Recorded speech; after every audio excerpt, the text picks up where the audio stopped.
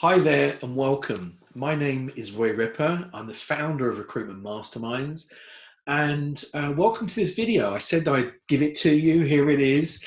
I want to talk to you about the number one most basic element of any candidate approach that you can make. All right. Now, this approach, whether it's a headhunt call, whether it's a resourcing call, whether it's an email that you send out to people, I don't really mind. I mean, I would prefer you to make it as a call because then you can hear people's response. But if you want to do it as an email, then that's fine too. But I just want to teach it to you. Now, this is a little bit frustrating for me because this one thing, this most basic thing, is probably the single most effective thing you or any good recruiter can do to improve the quality of candidate approach that you make on behalf of any of your clients. And the reason why I'm frustrated is that no other so-called recruitment expert, trainer, guru, whatever you want to call them, nobody else seems to talk about this. And I get frustrated because it's the number one thing that we should all be doing. So why aren't more people talking about it? Now, as a recruiter, you've probably learned this, all right? If you're good, you've probably learned this at some stage. But you need to check yourself on whether you are using this crucial element or whether maybe you just, kind of got into a different groove. So look, the first thing I want to talk about is passive candidates versus active candidates, all right? You and I both know that passive candidates are people who aren't actively looking for a job. They're busy minding their own business. And active candidates or active job seekers are candidates who are currently looking to move jobs. So they will be registering with other agencies. They'll be posting their CVs up onto CV libraries. They'll be scouring the job boards, all of those things. They are active, okay? Now, roughly in terms of numbers, active job seekers account for 1/3 of the working global population. So that leaves 2/3 who aren't looking for a job right now. And that's fine, okay? But if you are promising your client, and I hope that you are, if you're promising your client, Mr. Client, Mrs. Client, I am going to get you the best candidate in the market, working in our industry, working in this niche, rather than the best candidate on the market or best candidate who's currently looking to move jobs right now. If you're promising your client that, then you have to be more proactive in terms of going to the market, right? Now let's look. Passive candidates aren't looking for jobs. So they're not scouring newspapers. They're not desperate to move. They're not unhappy. And if you're going to go to those people and, I don't know, tap them on the shoulder and get them to listen to you, then you need a lot more in your arsenal than the typical ammo that you use if you're speaking to an active job seeker. That makes sense, doesn't it? So an active job seeker, you just need to tell them title, duties, money, and I like that title is something I can do or I'm doing. That's me. Those duties, I can do those things. And that money, that represents like a step up for me. It's in my bracket. That's enough. If the location's good, that's enough. But for someone who's not actively looking, that's not enough. And the key to all of this is opportunity. I want you to imagine every passive candidate with "what's in it for me" tattooed across the top of their head before you speak to them. And when you bring up a passive candidate and you say, "Hey, I've got a great job. It's a title. You get to do these duties and it's paying this much," you're going to quickly switch off that person. You know that. I know that. That's happened to us, right? So if you're going to get that person, you have to be giving them opportunity. Now, let's talk about what opportunities those passive candidates could be interested in. Well, I know candidates don't move for title, duties, and money, but they do move for opportunities. They'll consider, they'll listen to you if the opportunity represents growth for them. So if you present something and you say to them, look, this is an opportunity for someone to join the company at mid-management level and become exec within 18 months or 2 years. There's a very clear path and you can describe that and it's accurate. It's the other thing, this has to be truthful, right? You can't make this stuff up.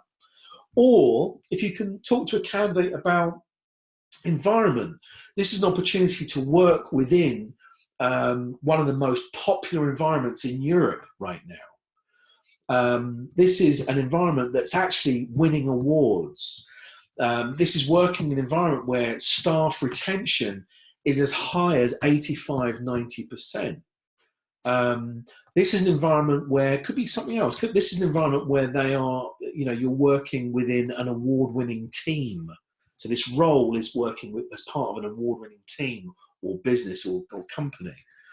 This is an environment where they are working on the very latest technology or they are pioneering technology. See, it's that type of opportunity that if somebody's working on average or standard, industry leading and competitive and pioneering, that's the thing that would really get them interested. So you need to find what this opportunity is on every single job that you work on. And whether you're going to headhunt or not, whether you're just going to send emails to describe those opportunities to your existing candidates, I would still encourage you, get that opportunity information from every client that you work with. Every client that you decide to work on their vacancy, you really, really must dig out this information opportunity. And I'm going to give you 2 questions that you need to ask your client in order to get that opportunity information. The first question is, why should somebody working for one of your biggest competitors currently doing the same job, successfully getting results, stop and come and work for you, or stop and come do this role for your company? And I want you to, when you've asked that question, I really want you to shut up. I want you to listen very, very, very carefully to their answers. Now, don't be fobbed off with the, typical ones that I used to hear were, well, Roy, we're the biggest, we're the number one, we're the top 5, we're this. It's all BS, right? Or it's not BS to them. It goes well in a company brochure. But if you're going out there proactively on behalf of these clients and you're speaking to candidates who aren't looking for jobs right now, you need a lot more than, hey, listen, it's an opportunity for one of the top 5. They're just going to shoot you down. They're going to go, well, I work for one of the other top 5. So, big deal. It's like, give me something more. What's in it for me? So ask them, why should somebody currently working for one of your biggest competitors stop and come and work with you? Look for those opportunity bits that we talked about: growth, environment, I don't know, can be money, but beware, if it's just money, if they're just the best payers, someone else can come along and pay more. Counter offers are more, sort of prevalent with that and can be more effective. But look for those things. Now, if the client struggles answering that first question, right, remember, they don't use that question themselves, but if they struggle with that, the second question that you can ask them is, why did you come and work for your current company? Or why do you continue to work at this firm? Ask them that question, because what that does is it gets deep into their soul, okay? What you're doing is you are really, really connecting with that person. This is like a very, very strong rapport builder. Now, you can only ask this question if you've had some kind of conversation with the client. I wouldn't suggest it was the first question you asked them. You've got to have some rapport in order to be able to ask that question and get a decent answer. But in my experience, having done this for 30 years, when I ask that question, particularly face-to-face, but sometimes on a telephone, I can hear it in their voice. I know that their whole being changes when you ask that question, because it takes them back to a time and a place when they were making the decision to move themselves. Why did you come and work for this business? What they'll tell you is gold, all right? They'll say to you, well, the reason I came to work here was the company's record on social responsibility really aligned with my personal views on the way that companies should operate in our niche. Or they'll say to you, the reason I came to work here is the company's commitment to individual personal development, the budget that they set for each individual in our business. I love the fact that they do that. Or the reason I came to work with this business is that this industry, sorry, this company is pioneering new technology and is making a massive difference or impact or whatever it is in our particular industry, in our particular niche. So find that magic, that X factor, if you like, by asking them, why should someone come work here? And then if you don't get a great answer, actually, even if you do get a great answer to that, say, hey, listen, let me ask you another question. Why did you come and work here? Why do you continue to work here? Because the answers that you'll get will be gold. So listen, there's a whole lot more that I can tell you in terms of stuff, but if you can just focus in on getting the opportunity information and then using that information when you approach candidates. So whether it's on a phone or by email, you'd say, hey, listen, I have an opportunity for someone to achieve this, this, and this. It's at a company who do this, do this, do this, or who are this, this, and this. I'd love to tell you more about the position. I'd love to discuss this more, further with you. When would be a good time for us to speak today? When would be a good time for us to speak tomorrow, this week? All right. So what you're doing is you're controlling the time factor. You don't want when would be a good time to talk. Well, give me a call in 6 months' time.